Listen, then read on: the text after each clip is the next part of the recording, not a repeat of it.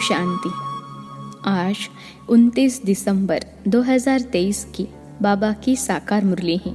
मुरली के महावाक्य हैं, मीठे बच्चे प्रश्नों में मूंझना छोड़ मन मना भव रहो। बाप और वर्षे को याद करो, पवित्र बनो और बनाओ। प्रश्न है, शु बाबा तुम बच्चों से अपनी पूजा नहीं करवा सकते हैं, क्यों? उत्तर है, बाबा कहते, मैं तुम बच्चों का मोस्ट ओबीडियंट सर्वेंट हूँ। तुम बच्चे मेरे मालिक हो। मैं तो तुम बच्चों को नमस्ते करता हूँ। बाप है निरअहंकारी। बच्चों को भी बाप समान बनना है। मैं तुम बच्चों से अपनी पूजा कैसे कराऊंगा? मेरे पैर भी नहीं है जिसको तुम धुलाई करो। तुम्हें तो खुदाई खिदमतगार बन विश्व की सेवा करनी है। गीत है, निर्बल से लड़ाई बलवान की। ओम शांति। निराकार शिव भगवानु वाच। शिव बाबा निराकार है और आत्माएं जो शिव बाबा कहती है वह भी असल में निराकार है।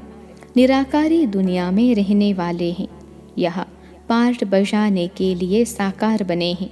अब हम सबको तो पैर हैं, श्री कृष्ण को भी पाँव हैं, पैर पूछते हैं ना। शिव बाबा कहते हैं, मैं तो हूँ ओबीडियंट, मेरे पैर है नहीं जो तुमसे पैर धुलाओ व पूजा करो। सन्यासी पैर धुलाते हैं ना, गृहस्थी लोग जाकर उनके पैर धोते हैं। पैर तो मनुष्यों के हैं, शिव बाबा को पैर ही नहीं है जो तुमको पैर की पूजा करनी पड़े। यह है पूजा की सामग्री। बाप कहते हैं, मैं तो ज्ञान का सागर हूँ, मैं अपने बच्चों से कैसे पैर धुलाऊंगा? बाप तो कहते हैं, वंदे मातरम। माताओं को फिर क्या कहना है? हाँ, खड़े होकर कहेंगे, शिव बाबा नमस्ते। जैसे सलाम वालेकुम कहते हैं ना, सो भी बाप को पहले नमस्ते करना पड़ता है। कहते हैं, आई एम मोस्ट ओबीडियंट, बेहद का सर्वेंट हूँ।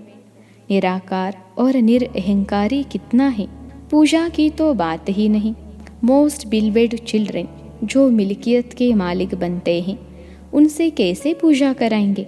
हाँ, छोटे बच्चे बाप के पाँव पड़ते हैं क्योंकि बाप बड़ा है, परंतु वास्तव में तो बाप बच्चों का भी सर्वेंट है।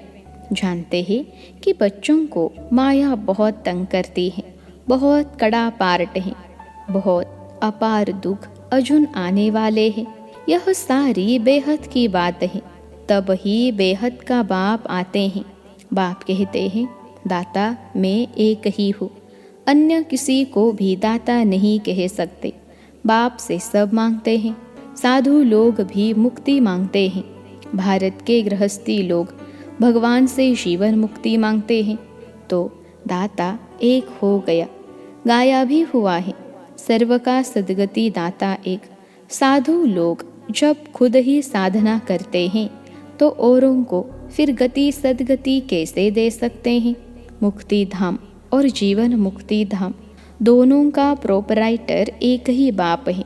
वह अपने समय पर आते हैं एक ही बार और सभी जन्म मरण में आते रहते हैं। यह एक ही बार आते हैं, जबकि रावण का राज्य खत्म होना होता है, उसके पहले आ नहीं सकते। ड्रामा में पार्ट ही नहीं है। तो बाप कहते हैं, तुमने मेरे द्वारा मुझे अब पहचाना है।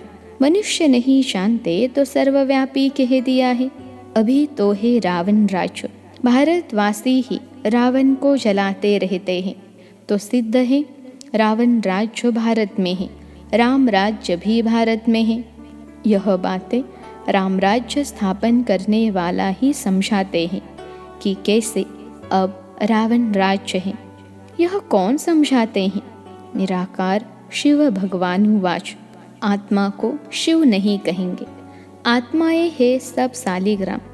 शिव एक को ही कहा जाता है, सालिग्राम तो अनेक होते हैं। यह है रुद्र ज्ञान यज्ञ। वह ब्राह्मण लोग जो यज्ञ रचते हैं, उसमें एक बड़ा शिवलिंग और छोटे छोटे सालिग्राम बनाकर पूजा करते हैं। देवियों आदि की पूजा तो वर्ष वर्ष होती है, यह तो रोज मिट्टी के बनाते हैं और पूजा करते हैं। रुद्र का बड़ा मान होता है। सालिग्राम कौन है वह तो जानते नहीं। तुम शिव शक्ति से ना पतितों को पावन बनाती हो। शिव की पूजा तो होती है, सालिग्राम कहाँ शाय। तो बहुत मनुष्य रुद्र यज्ञ रच सालिग्रामों की पूजा करते हैं। शिव बाबा के साथ बच्चों ने भी मेहनत की है। शिव बाबा के मददगार हैं। उन्हों को कहा जाता है खुदाई खिदमतकार। खुद निराकार भी ज़रूर कोई शरीर में आएंगे ना। स्वर्ग में तो खिदमत की दरकार नहीं। शिव बाबा कहते हैं देखो यह मेरे खिदमतकार बच्चे हैं, नंबरवार तो है ना। सबकी पूजा तो कर न सके। यह यज्ञ भी भारत में ही होते हैं। यह राज बाप ही समझाते हैं। वह ब्राह्मण लोग व सेठ लोग थोड़े ही जानते हैं। वास्तव में यह है रुद्र ज्ञान यज्ञ। बच्चे पवित्र बन भारत को स्वर्ग बनाते हैं। यह बड़ी हॉस्पिटल है जहाँ योग द्वारा हम एवर हेल्दी बनते हैं। बाप कहते हैं मुझे याद करो। देह अहंकार पहला नंबर विकार है जो योग तोड़ता है। बॉडी कॉन्शियस होते हो, बाप को भूलते हो, तब ही फिर और विकार आ जाते हैं। यह योग निरंतर लगाना बड़ी मेहनत है। मनुष्य श्री कृष्ण को भगवान समझ उनकी पूजा करते हैं, परंतु वह पतित पावन तो है नहीं जो उनके पैर पूजे जाए। शिव तो है ही बिगर पाव। वह तो आकर माताओं का सर्वेंट बनते हैं और कहते हैं बाप और स्वर्गों को याद करो तो तुम 21 जन्म राज्य करेंगे। 21 पीढ़ी गाई हुई है और धर्मों में नहीं गाई जाती। किसी भी धर्म वाले को 21 जन्म स्वर्ग की बादशाही नहीं मिलती है। यह भी ड्रामा बना हुआ है। देवता धर्म वाले जो और धर्म में मिक्स हो गए हैं वह फिर निकल आएंगे। स्वर्ग के सुख तो अपरम अपार हैं। नई दुनिया नए मकान में अच्छा सुख होता है। थोड़ा पुराना होने में कुछ न कुछ दाग हो जाते हैं, फिर रिपेयर किया जाता है। तो जैसे बाप की महिमा अपरम अपार है, वैसे स्वर्ग की महिमा भी अपरम अपार है, जिसका मालिक बनने का तुम पुरुषार्थ कर रहे हो और कोई स्वर्ग का मालिक बना न सके। तुम बच्चे जानते हो विनाश की दिन बड़ी दर्दनाक है। उनके पहले बाप से वर्षा ले लेना चाहिए। बाप कहते हैं अब मेरे बनो, अर्थात ईश्वरीय गोद लो। शिव बाबा बड़ा है ना, तो तुमको प्राप्ति बहुत है। स्वर्ग के सुख अपरम अपार हैं। नाम सुनते ही मुख पानी होता है। कहते भी है फलाना स्वर्ग पधारा। स्वर्ग प्यारा लगता है ना। यह तो है ही नर्क। जब तक सतयुग न हो तब तक स्वर्ग में कोई जा न सके। बाप समझाते हैं यह जगदम्बा जाकर फिर स्वर्ग की महारानी लक्ष्मी बनती है। फिर बच्चे भी नंबरवार बनते हैं। मम्मा बाबा जास्ती पुरुषार्थ करते हैं। राज्य तो वह बच्चे भी करेंगे ना, सिर्फ लक्ष्मी नारायण तो नहीं करेंगे। तो बाप आकर मनुष्य से देवता बनाते हैं, पढ़ाते हैं। अगर कहते श्री कृष्ण बनाते हैं तो फिर श्री कृष्ण को तो ले गए हैं द्वापर में। द्वापर में तो देवता होते नहीं। सन्यासी कह न सके कि हम स्वर्ग जाने लिए रास्ता बताते हैं, उसके लिए तो भगवान चाहिए। कहते हैं मुक्ति जीवन मुक्ति के द्वार कलयुग के अंत में खुलेंगे। यह है रुद्र ज्ञान यज्ञ। मैं हूँ शिव रुद्र और यह है सालिग्राम।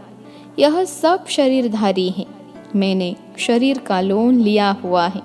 यह सब ब्राह्मण है। ब्राह्मण बिगर यह ज्ञान कोई में होता नहीं, शूद्रों में भी नहीं है। सतयुग में देवी देवताएं तो पारस बुद्धि थे, जो बाप ही अब बनाते हैं। सन्यासी किसको पारस बुद्धि बना न सके। भल खुद पवित्र है फिर भी बीमार हो पड़ते हैं। स्वर्ग में कभी बीमार नहीं पड़ते, वहाँ तो अपार सुख है। इसलिए बाप कहते हैं पूरा पुरुषार्थ करो। रेस होती है ना, यह है रुद्रमाला में पिरोने की रेस। अहम आत्मा को दौड़ी लगानी है योग की। जितना योग लगाएंगे तो समझेंगे यह तीखा दौड़ रहा है, उनके विकर्म विनाश होते जाएंगे। तुम उठते बैठते चलते फिरते यात्रा पर हो। बुद्धि योग की यह बहुत अच्छी यात्रा है। तुम कहते हो ऐसे स्वर्ग के अपरम अपार सुख पाने के लिए पवित्र क्यों नहीं रहेंगे? हमको माया हिला नहीं सकती, प्रतिज्ञा करनी होती है। अंतिम जन्म है, मरना तो है ही, तो क्यों नहीं बाप से वर्षा ले लेवे। कितने बाबा के बच्चे हैं, प्रजापिता हैं, तो ज़रूर नई रचना रचते हैं। नई रचना होती है ब्राह्मणों की। ब्राह्मण है रूहानी सोशल वर्कर, देवता तो प्रारब्ध भोगते हैं। तुम भारत की सर्विस करते हो, इसलिए तुम ही स्वर्ग के मालिक बनते हो। भारत की सर्विस करने में सबकी सर्विस हो जाती है। तो यह है रुद्र ज्ञान यज्ञ। रुद्र शिव को कहा जाता है, न कि श्री कृष्ण को। श्री कृष्ण तो सतयुग का प्रिंस है, वहाँ यह यज्ञ आदि होंगे नहीं। अभी है रावण राज्य, यह खलास होना है, फिर कभी रावण बनाएंगे ही नहीं। बाप ही आकर इन जंजीरों से छुड़ाते हैं। इस ब्रह्मा को भी जंजीरों से छुड़ाया ना।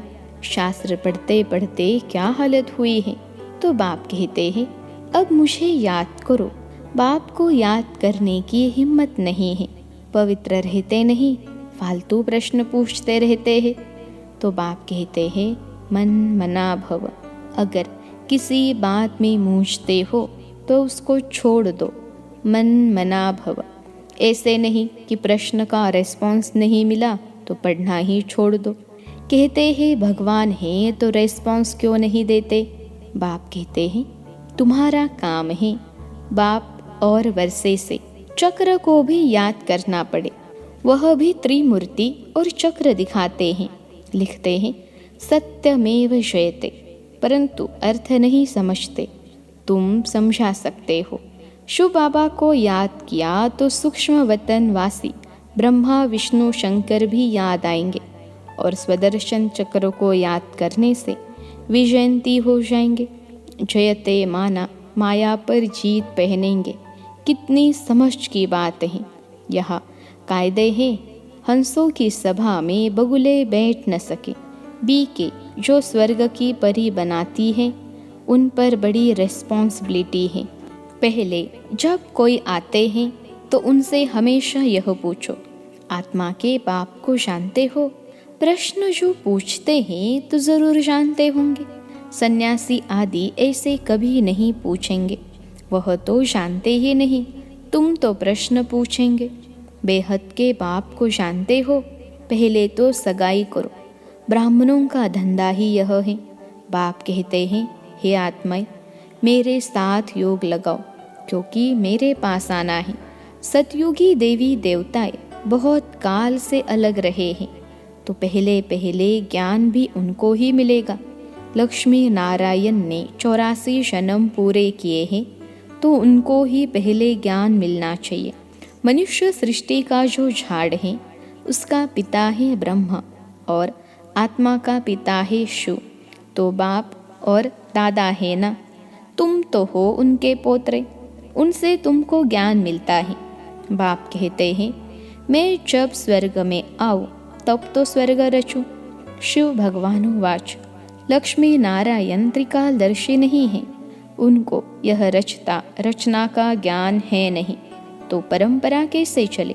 कई समझते हैं यह तो सिर्फ कहते रहते हैं, मौत आया कि आया, होता तो कुछ नहीं है। इस पर एक मिसाल भी है ना। उसने कहा शेर आया, परंतु शेर आया नहीं। आखिर एक दिन शेर आ गया, बकरियां सब खा गया। यह बातें सब यहाँ की हैं। एक दिन काल खा जाएगा, फिर क्या करेंगे? भगवान का कितना भारी यज्ञ है। परमात्मा के सिवाय तो इतना बड़ा यज्ञ कोई रच न सके। ब्रह्मा वंशी ब्राह्मण कहलाकर पवित्र न बना तो यह मरा। शिव बाबा से प्रतिज्ञा करनी होती है। मीठा बाबा, स्वर्ग का मालिक बनाने वाला बाबा, मैं तो आपका हूँ। अंत तक आपका होकर रहूँगा। ऐसे बाप को अथवा साजन को फारकती दी तो महाराजा महारानी बन नहीं सकेंगे। अच्छा, मीठे मीठे सिखिलते बच्चों प्रति माता पिता बाप दादा का याद प्यार और गुड मॉर्निंग। रूहानी बाप की रूहानी बच्चों को नमस्ते। हम रूहानी बच्चों की सिखिलते रूहानी माता पिता बाप दादा को याद प्यार, गुड मॉर्निंग और नमस्ते बाबा नमस्ते। धारणा के लिए मुख्य सार। पहली पॉइंट है, सच्चा खुदाई खिदमतगार बन भारत को स्वर्ग बनाने में बाप को पवित्रता की मदद करनी है। रूहानी सोशल वर्कर बनना है। दूसरी पॉइंट है, किसी भी प्रकार के प्रश्नों में मूंझ कर पढ़ाई नहीं छोड़नी है।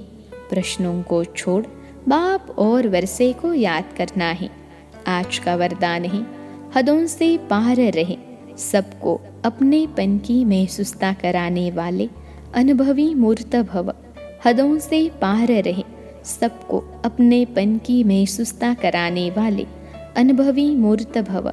विश्लेषण है, जैसे हर एक के मन से निकलता है मेरा बाबा, ऐसे सभी के मन से निकले कि यह मेरा है। बेहद का भाई है या बहन है, दीदी है दादी है, कहाँ भी रहते हो, लेकिन बेहद सेवा के निमित्त हो। हदों से पार रहकर बेहद की भावना, बेहद की श्रेष्ठ कामना रखना, यही है फॉलो फादर करना। अभी इसका प्रैक्टिकल अनुभव करो और कराओ। वैसे भी अनुभवी बुजुर्गों को पिताजी काकाजी कहते हैं। ऐसे बेहद के अनुभवी अर्थात सबको अपनापन महसूस हो। आज का स्लोगन है, उपराम स्थिति द्वारा उड़ती कला में उड़ते रहो तो कर्म रूपी डाली के बंधन में फंसेंगे नहीं। उपराम स्थिति द्वारा उड़ती कला में उड़ते रहो तो कर्म रूपी डाली के बंधन में फंसेंगे नहीं। अच्छा, ओम शांति।